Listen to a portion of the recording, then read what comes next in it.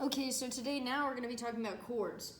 If you remember, a chord is a line that two endpoints are on the outside of the circle, like on the circumference of the circle, but do not intersect it, and it does not pass through the center of the circle. If it did, it would be considered the diameter, and the diameter is just a special chord. So again, a chord is just a line that connects to the outside of a circle. This would be considered a chord. The diameter is also considered a chord, but it is a special chord. Like that one. So one thing you need to know about a chord is if a perpendicular line intersects the center of the circle, so if a chord is perpendicular to a line that intersects the circle at the center, the line that intersected the center of the circle bisects your chord. So what do I mean by that? If I gave you something like this, again, this is a bad circle, but you'll get the idea. This is the center of my circle, and here's my chord. If I draw a line that is perpendicular, this chord is split into two equal parts. That is going to be very important in the future. Now, another thing I must stress, no matter what, if the radius is here and I say it's 6.7, if I draw another radius over here, this is also going to have to be 6.7 because, again, it is the same distance from the center to the circumference. So remember, the radius is the same distance no matter which way it is drawn. So this is a radius at 6.7, that's a radius at 6.7. As long as it is a radius, it'll be the same distance, okay? So we're going to move on to our guided notes. Make sure you guys have some of those. We're only going to go over about 4 questions. If you have more questions in the future, you're welcome to message me on Schoology, or we can set up a tutoring session. So let's look at number 1. Let's look at number 1. Give me 1 second.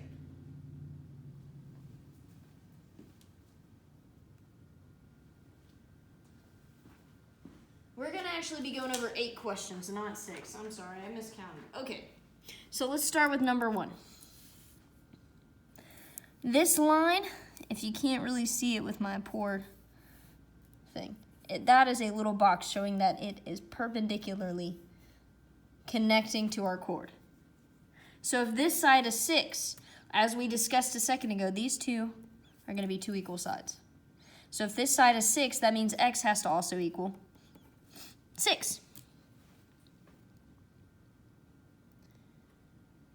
Looking at number 2, again, we got a line that's perpendicularly bisected. That means these two lines have to be congruent, but it's not asking for those lines. It's actually asking for the radius. Remember, from the center of the circle to the edge of our circle is the radius. And it is always going to be the same distance. So if this is from the center of the circle to the edge and it's 14, that means x also has to equal 14. Remember, this is the radius, and this is the radius. So because the radiuses are always the same, that one has to be 14. Now looking at number 3. My boxes aren't showing up very well. I'm going to draw them really fast. I can see them, but it's going to be hard to see on the camera, so I'm just going to redraw them. Okay, so looking at this one, we want to find our radius this time. And if it's 90 degrees right here, it's also 90 degrees right there. Well, looking at this figure, we now have a right triangle, with this side being 8.7. and this side being 19.4. We want to figure out what our hypotenuse is. So for this one, we are actually going to have to use the one theorem that helps us find the missing side of a right triangle given two other sides. As you guys may remember, it is known as the Pythagorean theorem.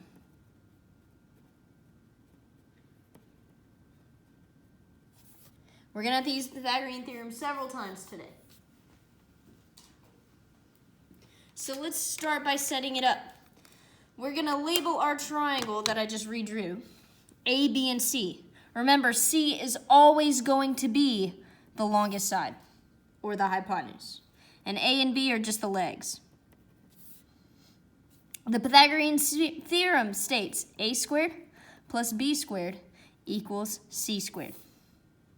Well, we know A is 19.4, and B is 8.7, and we're trying to find C squared.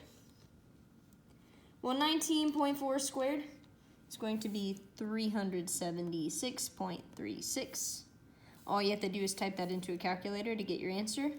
8.7 squared is going to be 75.69. And we're going to add those two together.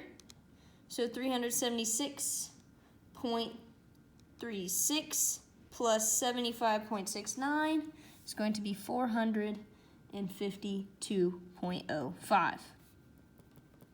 Remember, that equals C squared, not C. In order to get C, we're going to have to get rid of our square by taking the square root. If I take the square root, it's going to give me roughly 21.3. So our answer for X is going to be about 21.3.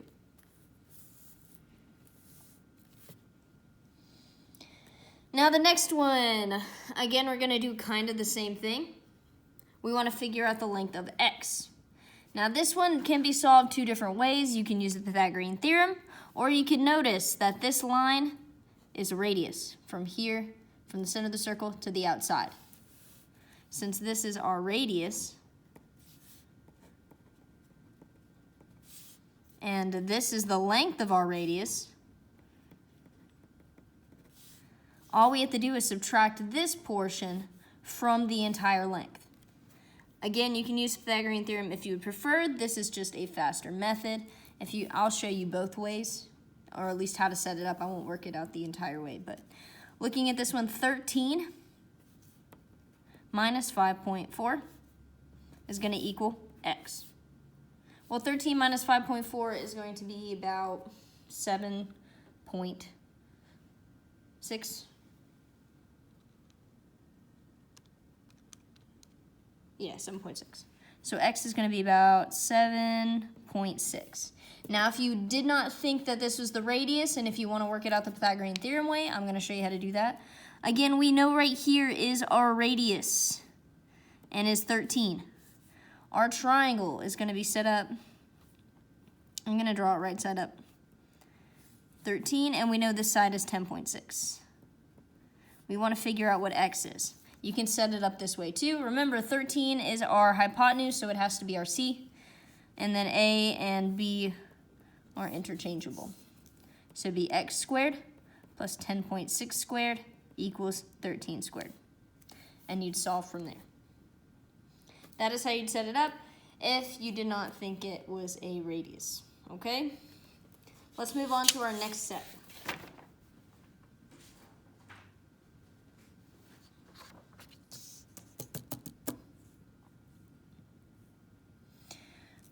There's my little box.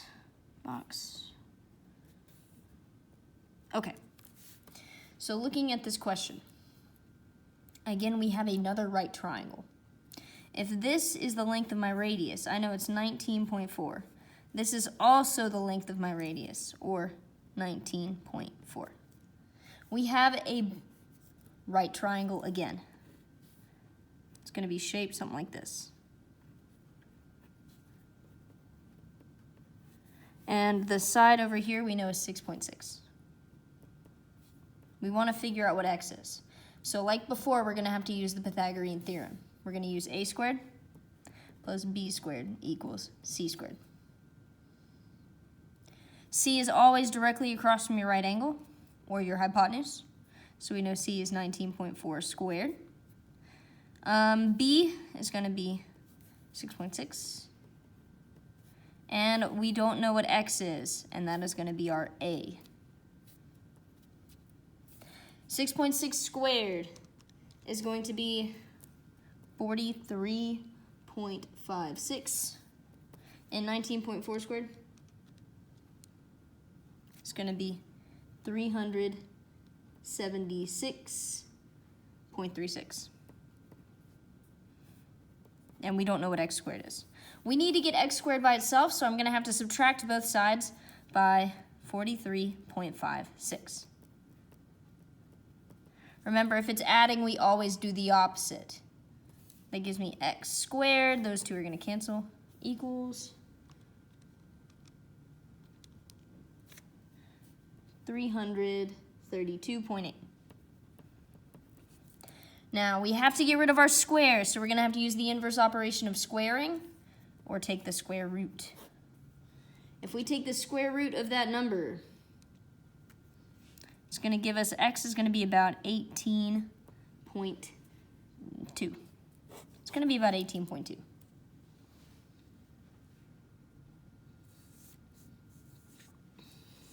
Number 6, same type of situation. We know this distance from here to here is our radius and is 10.3. We know that this line bisects our chord because it is perpendicular to the center of the circle. So we know that these two have to be 2 equal parts, meaning if this one's x, this one also has to be x. You can also draw another line to create yours. It doesn't matter. This is going to be 10.3. We have a triangle now, a right triangle. I'm going to rewrite it like this. We know our radius or our hypotenuse is going to be 10.3. We know this side is 6.3, and we want to figure out what x is. Remember, these two sides are the same length. Okay, so now we are going to set it up. We're going to start with our Pythagorean theorem again, which is a squared plus b squared equals c squared. We know c is always directly across from a right angle, so it's 10.3 squared. A and b are interchangeable. It does not matter which one you choose. A I'm going to make as x, and b is going to be 6.3. So we have x squared plus 6.3 squared equals 10.3 squared. Well, 6.3 squared is going to be 39.69. X squared, we don't know what that is, so it's going to stay the same. And 10.3 squared is going to be 106.09. We need to get x squared by itself, and it is currently adding 39.69. So we're going to have to do the inverse operation or the opposite in order to get rid of it. It is adding, so we're going to have to subtract. We're going to subtract 39.69.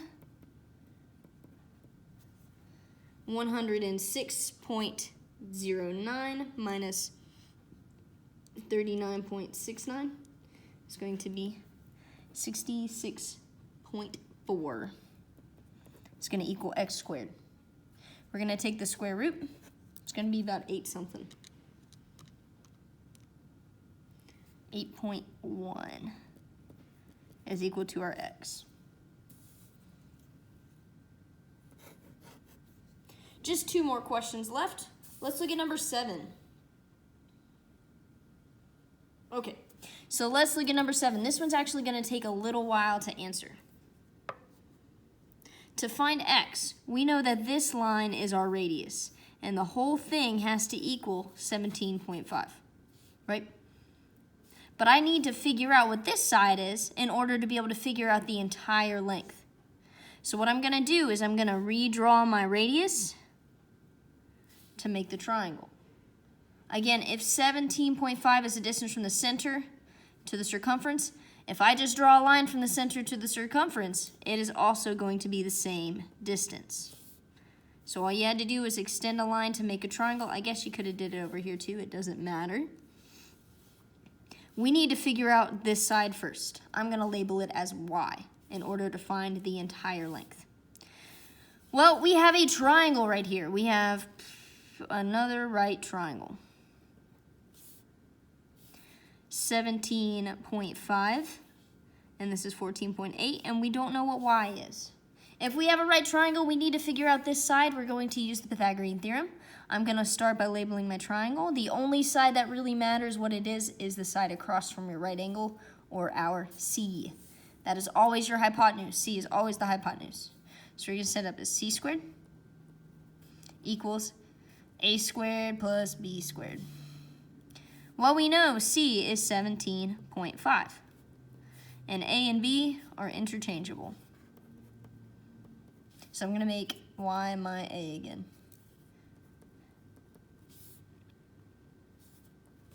So we have y squared plus 14.8 squared is equal to 17.5 squared. Well, 14.8 squared is going to equal 219.04. 17.5 squared is going to equal 306.25, and we don't know what y is. I need to get y by itself, so I'm going to subtract 219.04. Again, I have to do the opposite. It's currently adding, so I have to subtract it.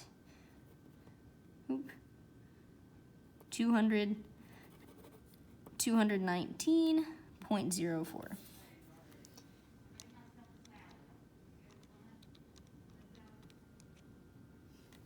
If I subtract 219.04, it's going to give me about 87.21. Okay? So, we still are not finished. We have to get rid of our square. To get rid of our square, we're going to have to do the opposite. We're going to take the square root. The square root of 87.21 is going to be about 9.3. We found this side, but we need to find x. Well, we know y plus x has to equal our radius, or 17.5. And we know y is 9.3.